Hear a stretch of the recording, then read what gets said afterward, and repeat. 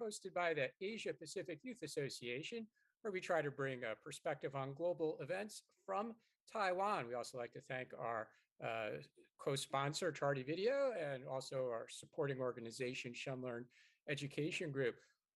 Just on May 21st was the Australia federal election, and we're so honored tonight to have as our guest Lincoln Parker, chair of the Defense and National Security Policy Branch of the Liberal Party of Australia. Lincoln, welcome to the show. Thanks very much for having me, Ross, and thanks very much to the Asia Pacific Youth Association in Taiwan. Now, before we get into the background of the election and the campaign period, and of course, who won and who lost, tell us a bit about your own background in politics and foreign policy. Well, I've been involved in government for quite some time. I actually worked for the Australian government in the United States at the consulates in New York and then San Francisco, and then I was sent back to New York, and then I was down in Washington, D.C. So I've always really had an involvement in government and politics, and particularly in the world of national security and defense as it affects particularly Australia a lot, as it certainly does with countries like Taiwan as well. And so, yeah, since leaving the States about 12, 13 years ago, I've been involved in defense industry with some very large primes, and now in the defense and military technology space, and very much still involved in national security and indeed foreign policy also. Lincoln, you do a fair amount of video, speaking, of course, from Australia, video interviews with various media. What are some of the topics when you're on TV, either in Australia or with global networks, that they've been asking you about? Yeah, so I've been fortunate enough to do quite a bit of media in Australia on Sky News Australia, and also on radio, 6PR across in the West, and 2GB here in Sydney, and now with 9 News podcast with Chris Smith, who's got a new show out called China Files, which will be dropping tomorrow. Primarily, I discuss national security issues that affect Australia, and a little bit more broadly, the Five Eyes, our strong alliance. For those in Taiwan who may not know who the Five Eyes are, it's a national security alliance between Australia, United Kingdom, United States, Canada, and New Zealand. There's a remote possibility that Japan may be included in that alliance at some stage. So I generally discuss issues that affect Australian national security, particularly as they pertain to increasing threats that we're seeing in Australia, particularly over the last 10 years, and they would be involving China, what's happening on the doorstep of Australia across the Pacific Islands, particularly with regard to the Solomon Islands, Papua New Guinea, Vanuatu, and that pertains to what China is doing in that region. And as you and your audience may know, the foreign minister himself of China is in the Pacific Islands as we speak. They're signing another security deal with the Solomon Islands. He's then making a trip across 8 Pacific Island countries, and this is absolutely unheard of. And it's something that Australia and the United States really needs to address. So they're the sorts of topics I discuss. Politics also, what's going on in Australian politics, and I gather that we're going to talk a little bit about that given the recent federal election that just happened in Australia, with a brand new government coming in after 9 years of I guess you could call it a conservative government with the Liberal Party. And we discuss the future of Australia, and particularly in areas like energy. Should Australia go down the completely green route of all renewables and stop using coal, shut down our coal-fired generators, or should we look at potentially going with nuclear power, particularly with the new technology that's been developed with the small modular reactors, and those sorts of things. And then on top of that, I guess one of the larger defense and national security policies that has been signed over the last 6 months has been AUKUS. So that is the Australia, United Kingdom, United States security arrangement, whereby Australia is looking to, for the first time, obtain a nuclear-powered submarine fleet. We haven't decided whether that'll be a British design or a US design, but AUKUS also involves a whole bunch of defense or military technology like quantum science, advanced sensors, long-range missiles, all those sorts of things, and that's exactly the work that I'm involved in my day job. You know, one of the things that fascinate me about Australia federal elections is how frequently you have them. You know, other countries, a national election is typically 4, and many Westminster parliamentary systems, it might be every 5 years. You guys have elections every 3 years. So tell us the earliest election you remember, which might be tough, but not because of age, but because they happen so frequently. Well, that's right, Ross. So our federal election calendar is every 3 years. And in fact, the Prime Minister can call an election any time within that 3 years. He has an absolute deadline at the 3rd year, but he could call an election within 6 months of being elected if he or she so wanted. So it's anachronistic. I don't think we will change it. Our state governments, however, did go to 4-year fixed terms, similar to what you have in the United States and elsewhere around the world. But from the federal level, it is every 3 years. And I guess the first elections that I remember was really with a dynamic, a Labor leader called Bob Hawke.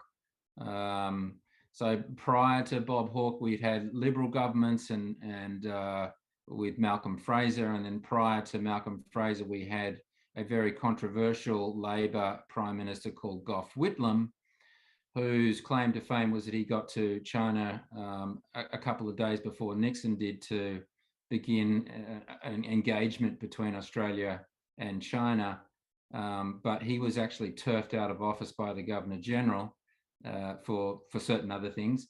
So I'd say probably Bob Hawke, quite a famous Australian Prime Minister, a bit of a larrikin back in the 80s.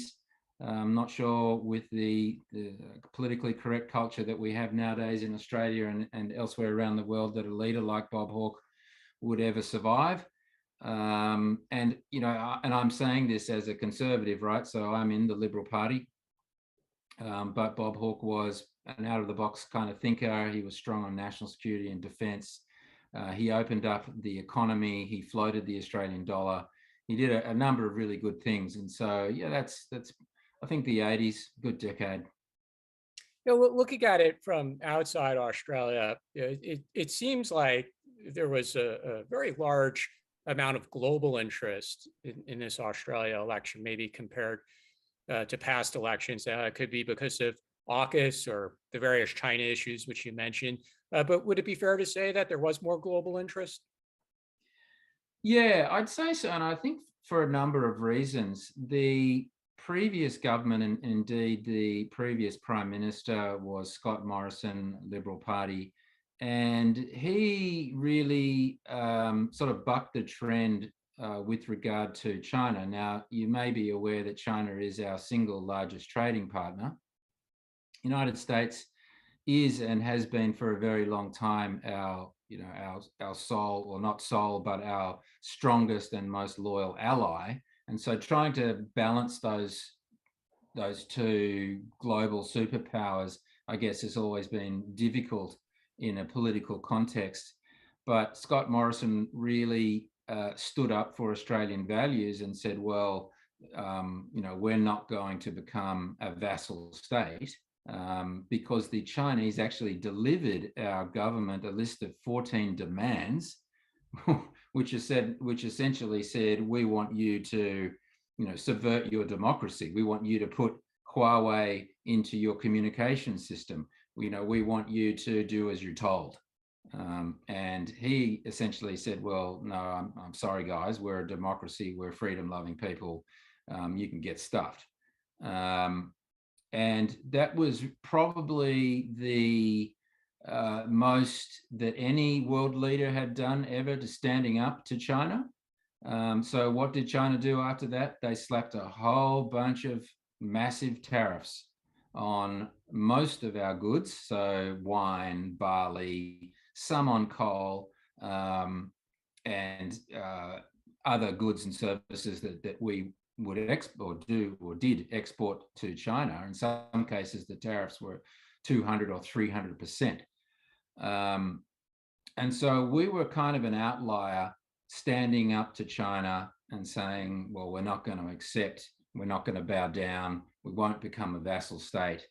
And the fact is that they did not put tariffs on iron ore because we almost have a monopoly on iron ore, certainly very high quality iron ore. No one does it like we do. And so if China wants to continue making steel and they need our iron ore, they did put tariffs on coal, which really only affected their own people who, went very cold in their winters. And they ended up buying our coal through third parties and paying twice as much as what they would be had they not put the tariffs on in any case. So I think the world was kind of looking at Australia and what would happen to Australia in this election. But I think we need to look at some realities and facts with regard to this election in a different sense. And that is that the Liberal coalition government had been in power for 9 years.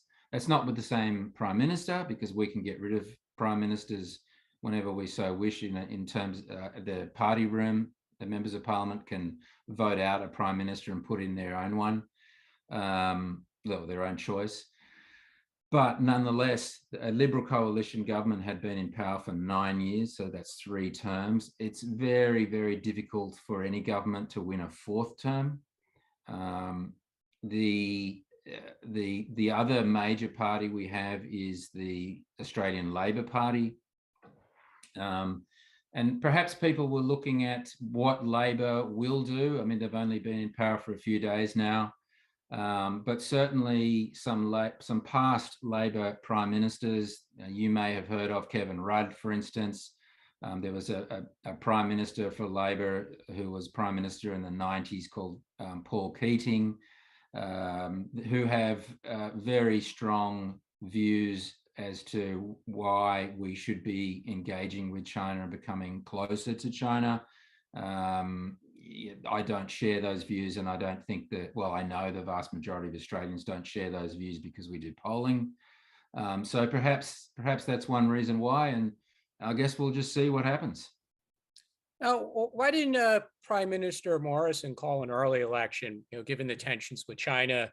You described it as not wanting to be a vassal state. Why didn't he go for a new mandate at that point and say, look, we're facing this pushback from our trading partner, and I need a new mandate. I need the voters to affirm what my policies are. I think maybe he's thinking the same thing, mate, because he's out of a job right now. Well, I'll ask you for some inside information. Were there people inside the party, whether in the parliamentary caucus or people at party headquarters, outside advisors to the party who said maybe we shouldn't wait for the end of the 3-year term. Let's go for it early? Oh, look, they may have, but I think just the situation with COVID and the amount of lockdowns that we had across our states, which are out of federal control, I think that really put a spanner in the works. That made life really difficult. We had some states that were only just opening up at the end of last year. So it just, the time wasn't right. He just couldn't do it, which is unfortunate for him, I guess. But even, I think it still would have been a close run thing, because as I said, it's very rare for the Australian population to vote in any government for 4 terms. Now, a few minutes ago, you mentioned how the parliamentary caucus of a party could basically replace the prime minister at will, that it's not a choice for the voters. The word for this is a spill, a leadership spill, and that's how Morrison became prime minister in 2018. Tell us what exactly a spill is and how does it work? Well, that's right. So I believe he became prime minister in 2019, but it was around that time frame. essentially, if so the Prime Minister, you don't directly elect a Prime Minister. He is just another member of Parliament for his electorate. And then the majority of the members of Parliament within his party say, well, he is first among equals, and he is the Prime Minister. Now, if a Prime Minister, I guess if his polling starts to drop and it looks like that he's become so toxic that he's damaging the party's prospects of winning another election, then they go into the party room and someone else puts their hand up to say, I want to be leader, and they'll have a vote, and whoever gets the most votes, wins. So it'd be sort of like if, if Joe Biden wasn't doing so well in the polls in the United States, if all of his cabinet secretaries or, it's quite hard to draw an equivalence, but if they sort of voted him out and put someone else in, or if Congress was able to do that, it's not an impeachment in any way, shape or form. It's just an internal vote saying, look, mate, you're not popular, so you're out. But the rules after Morrison spilled and beat Malcolm Turnbull, they actually tightened the rules up to say, well, you need a much higher majority of MPs to back a spill in order for a vote to occur. So it made it more difficult to get rid of a Prime Minister. Now, after that spill, as you mentioned, 2019, Morrison did lead his coalition to victory in an election 3 years ago. What was different 3 years ago? Why did the voters give him a majority then? Well, he was a relatively unknown, and if you've ever seen him, he's very good on his feet. He's very good at public speaking. He has an incredible brain, so he's really across detail. And so I think that was really impressive to a lot of people. And the former Prime Minister, Malcolm Turnbull, was not really liked by the electorate either. There was a lot of feeling that Malcolm Turnbull was probably too far left in terms of the political spectrum.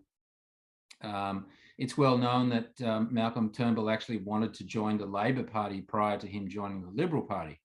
And so I think the electorate thought, well, okay, here's more of a centre-right politician, or what they believed to be a more conservative politician, someone who's clearly across his portfolios, clearly across the detail. And to be honest, the Labor leader at that time, Bill Shorten, ran a very bad campaign, which obviously helped Scott Morrison, and he won. Here in Taiwan, we have many talk shows every night with panels of politicians and scholars arguing about politics. Help us understand a bit for Australia. Are outside of election periods, are people following politics closely, or do they only tune in around election time? I'd say the vast majority of Australians only tune in around election time. And we had a 6-week election campaign, which in Australia is considered very long. In the United States, that would be very short. And Australians were sick and tired of the advertising and the constant talking heads and the constant viewing and hearing politicians just speak ad nauseum all day, 24/7. And so I think Australians were really glad that the election was over, to be honest. There was a big swing against the Liberal Party, obviously, and we lost. But having said that, there was actually a swing against Labor. So they actually won government with a swing against them, which is really quite an interesting feat. And so what that says, what message that sends to the Labor Party is interesting, but there's certainly a lot of messages that have been sent to the Liberal Party for this defeat, not just that it was an impossible task to win a 4th term. How about voters under 30?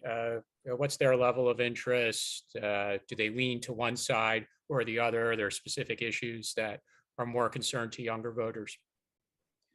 Yeah, sure. I think, you would see this probably in Taiwan and certainly in the United States. The younger voters in Australia, they're not they're certainly interested in a number of issues.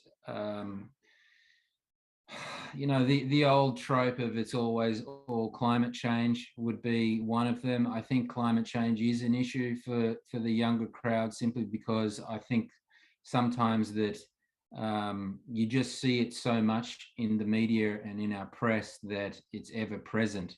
And so it's just in the front of your mind all of the time. That would be an issue. But certainly the economy and jobs is always an issue for the younger crowd of younger people, because at the end of the day, everybody needs a job when you're coming out of university or coming out of high school or wherever it is. And, worldwide, we're seeing inflation starting to tick up. And with that, we're seeing rising interest rates for the first time in a very long time, coming off historic lows. And that, could have an effect. That could bring in a recession. I don't know, but it certainly is a possibility. That could cause mortgage stress, and that could also have an impact on the economy and therefore an impact on jobs. And generally, that will hit the younger crowd, the younger people. And so I think that's also one of their worries.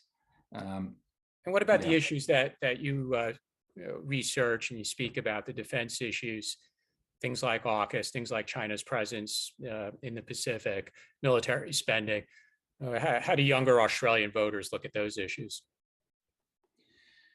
I think younger Australians understand those issues, particularly when you frame it and give them an idea of why it's important. I think they really get it. So from an Australian's perspective, if you look at the map of Australia, most Australians live on the East Coast. And there's not a lot of us to begin with, as you know, but the entire population of Australia is about the same size as Taiwan. So most Australians live on our East Coast, which is where all those Pacific Islands we were talking about before lie. That's our sort of eastern region, and Papua New Guinea up to the north a little bit. And so if you look at how an aggressive nation might target or threaten Australia, it's pretty much going to be through the north and the eastern approaches to get to all of our major cities. And if you have Chinese military bases or if they control those Pacific Islands, well, that does a number of things. Firstly, that means that, their long-range missiles target us really easily. For instance, Solomon Islands is only a couple of thousand kilometers off our shore. Chinese missiles are, much longer range than that, so can hit Australian cities pretty easily. But it also means, crucially, and I think this is what Australians do understand, and younger Australians, is that it cuts us off from the United States. So we've always relied upon the United States to be our guarantor of our national security. I mean, it was 80 years ago to almost the day, about a month ago or so, that the Battle of the Coral Sea in World War II occurred. Now, that exact same situation is occurring now. So in World War II, Japan had pushed in through to the Pacific Islands and was going to invade Australia. They bombed Darwin and northern Queensland a whole bunch of times in order to soften up their approach. And it was essentially the United States Navy and Marine Corps that won the Battle of the Coral Sea, which stopped Japan advancing through Papua New Guinea and into Australia. And so we're seeing that same thing today with China, and they're doing deals. They're upgrading an airfield in Vanuatu. They've done a security deal with Solomon Islands. They're looking to do a security deal with Papua New Guinea. As I mentioned before, the foreign minister himself is in the Pacific Islands as we speak, is doing a tour of 8 Pacific Island countries. Now, that's a pretty easy thing to explain to Australian youth, to say, well, we're surrounded, we're encircled, and Uncle Sam won't be able to come to our aid because he'll be blocked by those island chains. So do we talk about it enough in our media? Probably not. But when we do discuss it, people get it. Young people understand it. And how about the broader electorate, in addition to the foreign policy issues, the economy, inflation, climate change? Which one of these was probably most important, or were there other issues that voters also had on their minds, like social issues? Yeah, I think if you look at the polling in terms of the issues that resonated most with Australians in general, cost of living was number one. How do I pay my mortgage? How do I pay the bills? Why, my groceries, now suddenly cost a whole lot more than what they did before. Filling up my car with petrol or gas, as you call it in the US, it's now costing me another 30, 40, 50 bucks more than what it used to. So how do I, it's your back pocket issues, which were clearly number one. I am pleased to say that national security and defense made the top 5 or top 6 in terms of issues, which is good. It's good that we're aware of it, and it's good that the public understands it, because it is a massive danger, something that Australia hasn't seen in probably 80 years since World War II. Climate change is up there in the mix for sure. Jobs in the economy, education, aged care. We have some issues in terms of getting enough workers into aged care. Because we had a lot of shutdowns in Australia, it made immigration stop. And so, we had farmers that couldn't get their fruit picked. So there's just a lot of employers that don't have enough workers. So yeah, those sort of the main issues that were on the table, and generally, wage rises. When you got inflation running at a, let's call it 6%, but wages aren't rising, therefore wages are falling. How do you pay for all these things again? I think they were the real issues. Yeah, you mentioned immigration in past elections in Australian politics. That's been a much hotter issue, but it sounds like this time it was only an issue in the context of as you mentioned, a lack of labor on farms or other types of blue collar jobs. But welcoming more people, more immigrants, white collar immigrants, for example, it wasn't an issue in this election.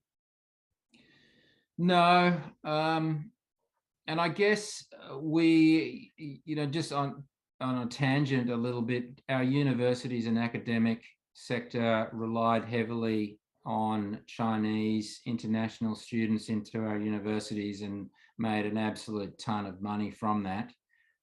We're seeing that dry up for political reasons. So China, I mean, if you look at China, they're stopping, most of their citizens leaving the country at all. And so that is a bit of a problem for our academic sector. They need to live within their means, and they need to find other ways to make money and not rely solely upon wealthy Chinese international students filling their coffers. Because there's also a downside to that, right? With all of the issues that we know of when you've got a lot of Chinese students coming into your country studying advanced technologies, and some of that IP has potentially moved offshore. But yeah, so immigration wasn't really a factor in this election at all. I guess once the country, we are open now, so we're no longer closed. It's a whole lot easier to get in and out of Australia now. I would assume that the immigration flows will begin to rise rapidly. I know that we are looking to form closer relationships with India. So we're a part of the Quad, as you would well be aware of, and the association will be well aware of the Quad with United States and Japan, us and India. So I think we'd certainly like to move closer with India for a number of reasons, not just for defense and security, and potentially what they can do to help us in the Pacific Islands also, because they've been active in the Pacific Islands in the past, but also for students, for academia, and or just general immigration. So they're good people. It's a democracy. Would be great. Tell us a bit about compulsory voting and preference voting in Australia. Yeah, so Australians are required to vote in all elections. If you do not vote, you will be fined. I've never not voted, so I'm not quite sure what the fine is. I don't think it's a hell of a lot of money, but it might be 50 or 100 bucks. You know, if you're in hospital and you have a valid reason why you can't vote, then you know, I think you can provide that excuse and you'd probably be okay. But essentially, so our voter turnout is very high for that reason. And then, so when you're voting, let's say in the lower house, you might have let's say in your electorate, you might have maybe 6 candidates. You're asked to number in order of your preference 1 through 6. And then when the counting after the election day polls close and the counting begins, let's say you know, you've got Labor, Liberal, Greens, a couple of independents. They will get knocked out as they start to. This is actually quite hard to explain. Sorry, but those preferences. So if you put, say, number 2 and number 3, if your first choice was knocked out, then let's say your third votes that would have gone from number 1 will then flow to your number 2. So that number 2 candidate would suddenly get all of the votes that went to that number 1 candidate if you had preferenced in the order that I mentioned. I suggest you Google it. I'm kind of messing this up. So what is the effect of that? I mean, does it cause some of the smaller political parties to try and cooperate with each other? Yeah, it does. So there's a lot of horse trading between parties. It means that it's a bit weird because you, in some cases, and we saw it in this election, you might get the eventual winner actually has less primary votes than the candidate that came third, because all of the preference votes that were in the second tier went up to the other candidate, and so it's a little bit strange like that. I'm not entirely sure why we have a preferential voting system. My understanding is that Great Britain does not. Yeah, I don't think the United States does either. Well, people are trying that in some local elections, and then when somebody loses, they cry foul because you know, for the reasons you just described, that you know, could be somebody who didn't really have all the votes in the first go around, but they win based on preference voting. It's definitely not a very American concept. No, I couldn't see it working in the US at all, because you could certainly make the case that, hey, how come across the first pass, the primary votes, I actually got more primary votes, but the third place candidate actually wins. Now, you mentioned earlier that you know, the majority of the population is along the East Coast and in the big cities along the coast. But first, let's talk more a bit about domestic policy, and then we can talk about foreign policy and security issues. Are there regional variations in what's important to voters? Yeah, there definitely are. So, you know, Australia is a big country, and as I mentioned, you've got, so Australia is geographically about the same size as continental United States. But we have a population of 25 odd million, so about probably, you know, half of what's in California. So quite spread out, but we do have some large cities. And so the large cities are quite urban and metropolitan, as you'd expect. But then we have a lot of country areas. And so the thinking and the attitudes are quite different from, let's say, a city to a country area. And then particularly when you look at states like Western Australia, who feel quite disconnected to Australia in general because they're so far away and there's nothing in between. that, yeah, so policies and their attitudes are really quite different on one side as opposed to another side. And so you'll see politicians having to fine-tune their messaging.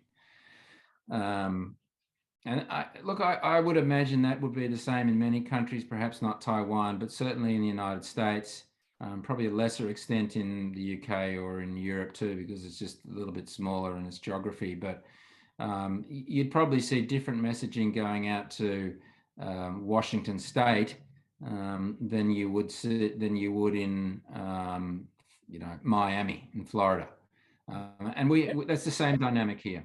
But what about in the foreign policy defense, in the China issues, and specifically with the trade?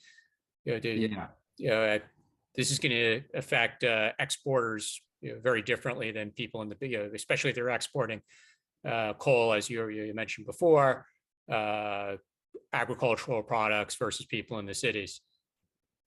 Yeah, well, that's true, and so we do see some agricultural sector and farmers who want Australia to engage more with China because they sell all their goods to China. And so you can understand that.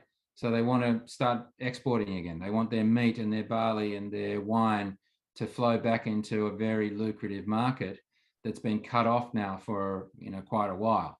And so yes, in some areas of Australia, and then particularly in Western Australia, who makes an absolute fortune from selling their iron ore to China, they want better relations on a foreign policy perspective with China because they want to see that money continue to flow. I'm not sure whether those Western Australians are quite aware that China doesn't really have too many other choices for high quality iron ore that's delivered on time every time, because delivery in that market is important. Supply is important. But funnily enough, even in areas like Queensland, which is also a very large state in our northeast, which has a high content of agriculture, but also coal, they were quite supportive of the Liberal government stance. So, which is quite heartening to see. Let's kind of do a bit of a speed round through the different political parties and what were their major platforms or policy positions. Let's start with your party, the Liberal Party. Yeah, well, I think that was one of the issues the Liberals had, was that they were trying to be all things to everybody and ended up, not with the electorate not really understanding what they stood for. I guess what Scott Morrison was running on was competent economic management, first and foremost. And he had a good point. He had done a good job in running the economy, particularly through some bad times with COVID.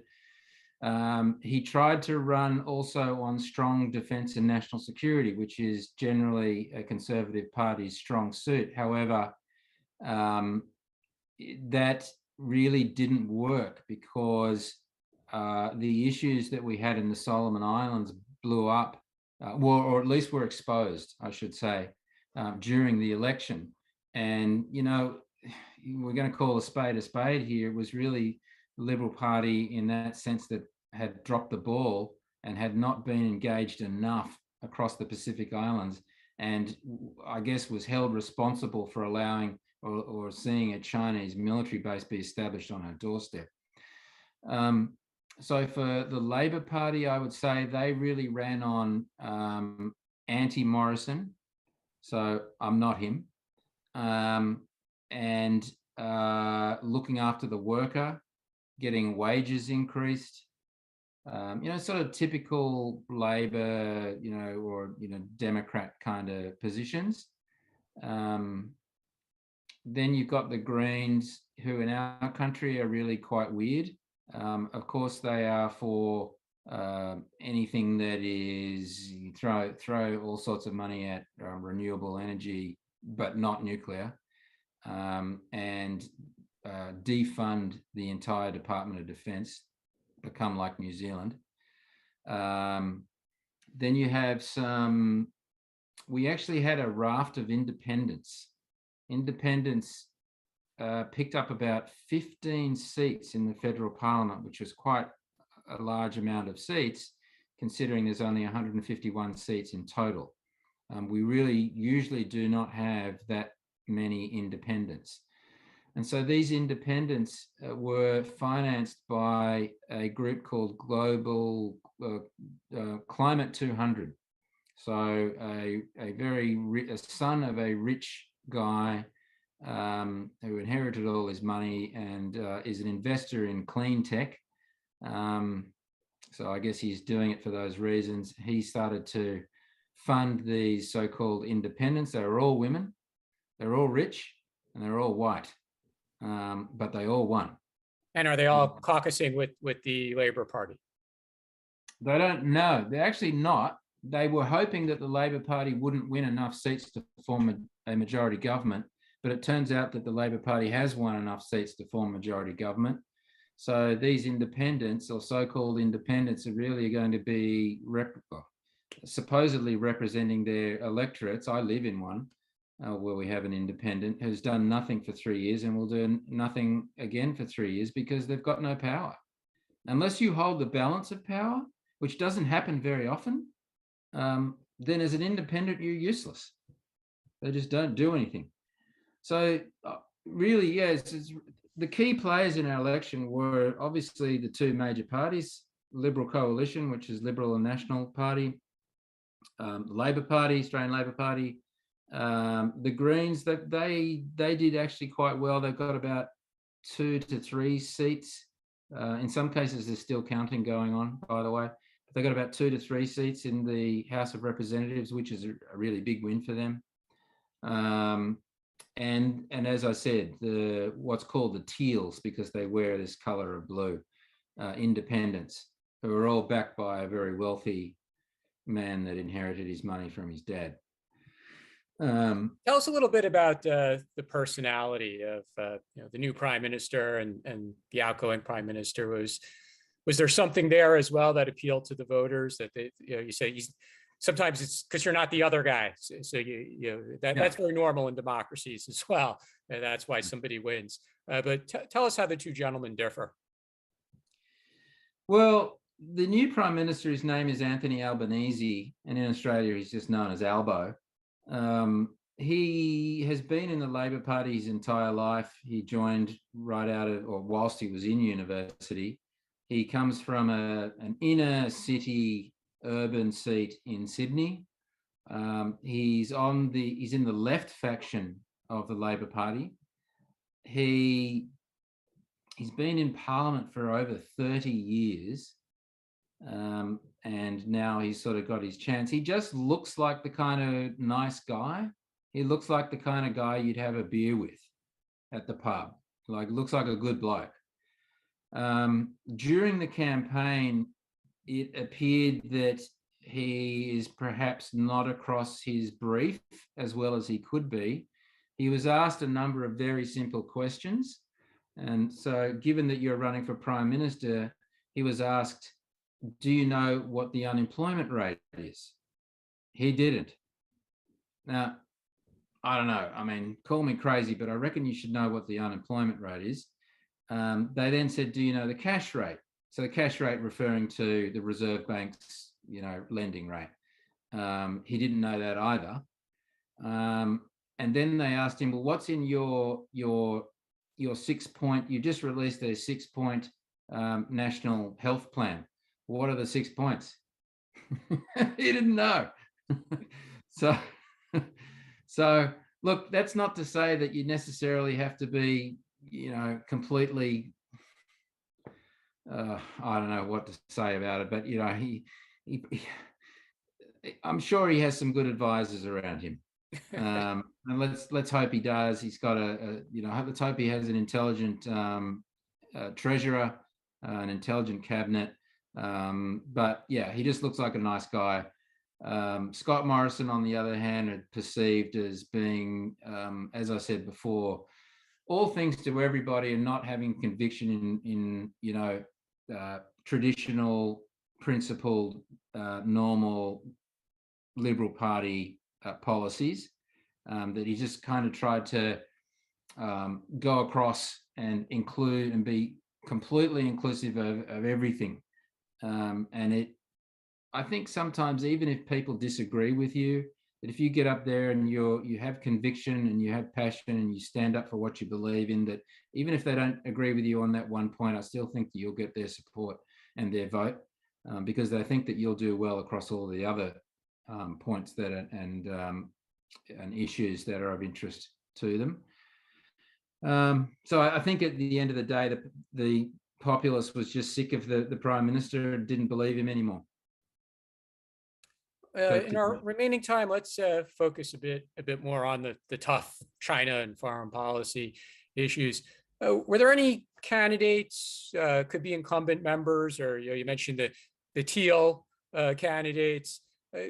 Were there any people running for office who said something that you particularly noted as, this person gets it, or this person is just absolutely wrong when it comes to China, foreign policy, or defense issues? Well, the Greens are absolutely wrong on defence, foreign policy, and national security. They want Australia to mimic New Zealand's foreign and defence and national security policy, which is essentially defunding your entire defence force. New Zealand is a freeloader in terms of its defence and national security. They have no air force, no offensive air force, for instance, zero. They have, I'm not sure you could even call what they have a navy. They have some good special forces, but, not a lot. So therefore, and with a big country like Australia, which, as I said before, is a very large geographic size country with a lot of space and approaches to defend, that really worried me. Luckily, luckily not too many people vote for the Greens, but it was a bit concerning to see them actually increase their vote. Otherwise, Nationals, Labor kind of went into the election being a me too on defence and national security. So they wanted to take that issue out of play and said, no, we're on a unity ticket with the Liberal coalition government when it comes to defence and national security and how we will deal with China. Whether that is true and whether that comes to pass will be something we'll have to monitor and hold them to account. Otherwise, the Teals, the so-called independents, all they went on about was climate change and integrity. So that were just the only two issues. They didn't talk about anything else. There's a few other smaller conservative parties, but they're relatively meaningless. And what do you expect from the new government specifically, for example, with AUKUS, with the Solomon Islands, with the relationship with the security relationship with the United States? I'm cautiously optimistic. So you might have seen our new Prime Minister, Anthony Albanese, has just been in Japan for a meeting of the Quad with President Biden, Narendra Modi, Kishida of Japan. And so I think, I think he held his own. I think he did a good job. I think he said the right things. He's still in his honeymoon period, but he didn't stuff up. So I think that's positive. I also learnt today that the new foreign minister, her name is Penny Wong, Senator Penny Wong. She will be taking a trip to the Pacific this week. Now that is really good news. I don't think our last foreign minister ever went to the Pacific Islands. As far as I'm aware, I could be wrong, but I'm pretty sure that never happened. So the Labor government, the new Labor government, has said that they support AUKUS, they support the Quad, they support our US alliance. I hope that they are truthful. I hope that that's not watered down by some factions within the Labor Party. I don't believe so. I think that they will continue with these strong alliances that we have. It's in everybody's best interest. And I think they'll also know that they'll be judged by the Australian people at the next election if they are soft. And so it remains to be seen how they there certainly isn't thought that the Labor Party wants to re-engage with China. How they go about that, it's going to be interesting to see how they do it. Is there an upcoming milestone with AUKUS? You mentioned earlier the decision about UK or US technology. What's the timeline for a major decision? No, there's no specific timeline. It's really up to the new government. The last government did not want to make a call, to their credit. They did not want to make a call on which way they would go because it was too close to an election. And you sort of have an unwritten rule that coming up to an election, you don't make any major announcements, because if you lose, it's not good for strong governance and continuity. And so they've kind of left that up to the incoming government. So it'll be up to the Labor Party and the new Minister for Defence, that we understand will be a man named Richard Marles. So him and the National Security Committee, which would comprise of the Prime Minister and the Foreign Minister and others. So they will have to make that decision. And when they make that decision, I don't know. But there's a hell of a lot of work to be done. Australia doesn't have a nuclear industry. So to suddenly have a nuclear powered submarine fleet is going to require a lot of infrastructure in Australia. It's going to require a workforce that's trained and understands nuclear propulsion, the whole box and dice. So my fear is that they could, if they really wanted to, they could scuttle the entire nuclear propulsion side of the submarines just by not doing much, and then just say, oh, look, it just got too hard and just fell over. I hope that is not the case, and I hope that doesn't happen. I think we have to take them at their word. They've said that they support it. And how about relations with Taiwan? Do you expect any significant initiatives, something bold from the new government? No, absolutely not. No, I don't. New governments don't like that word bold or courageous. As I said before, it's good to see them becoming really engaged and proactive in the Pacific Islands. They've said that our policy towards Taiwan, which is relatively similar to the United States policy, despite what President Biden said the other day, I can't see them changing that. However, what I would say is, if we enable China to control the Pacific Islands, we wouldn't be able to provide any help to Taiwan militarily in any case. We just couldn't get there. Do you have a wish list, though, that you'd like to see the new government do with regard to Taiwan, whether that's CPTPP or other trade agreement support, or WHO, something more in that regard? Send a high-profile visitor here from the government? I would love to see that. I would love to see Taiwan recognized for the democracy that it is, as the independent country that everyone knows that it is. I know that that's a contentious thing to say, but why not? I can't see the government ever doing that. Well, not ever, but I mean, just certainly not in this term of government. It would have to be led by the United States, and then that's something perhaps we would support. But you're right. That's a good point with regard to regional trade pacts. We could start trying to encourage others to recognize Taiwan, that they should be part of these regional trade agreements. So we could do things like that, and maybe that's, I don't know, maybe shifting the dial a little bit in favor of Taiwan. I'd like to see Taiwan invited by the United States to defense training.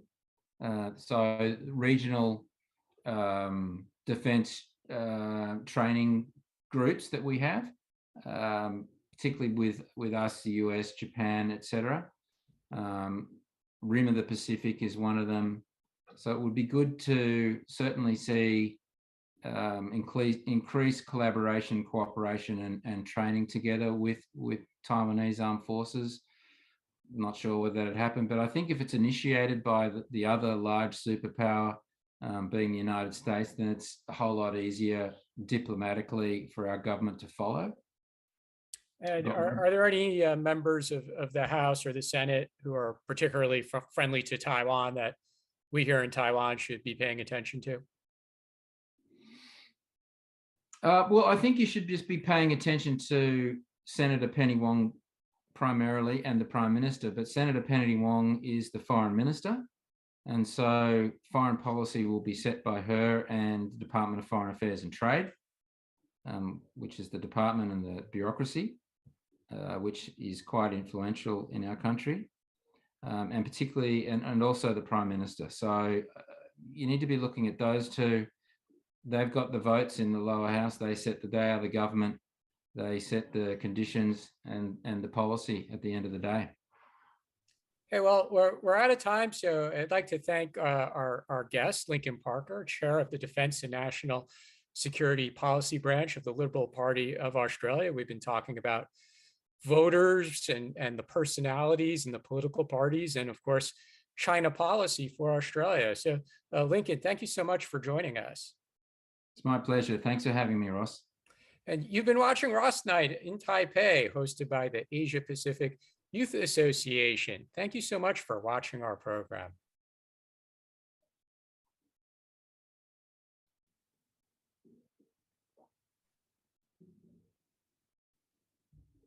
Thanks for having me, mate. That was awesome. Yeah, really appreciate your time.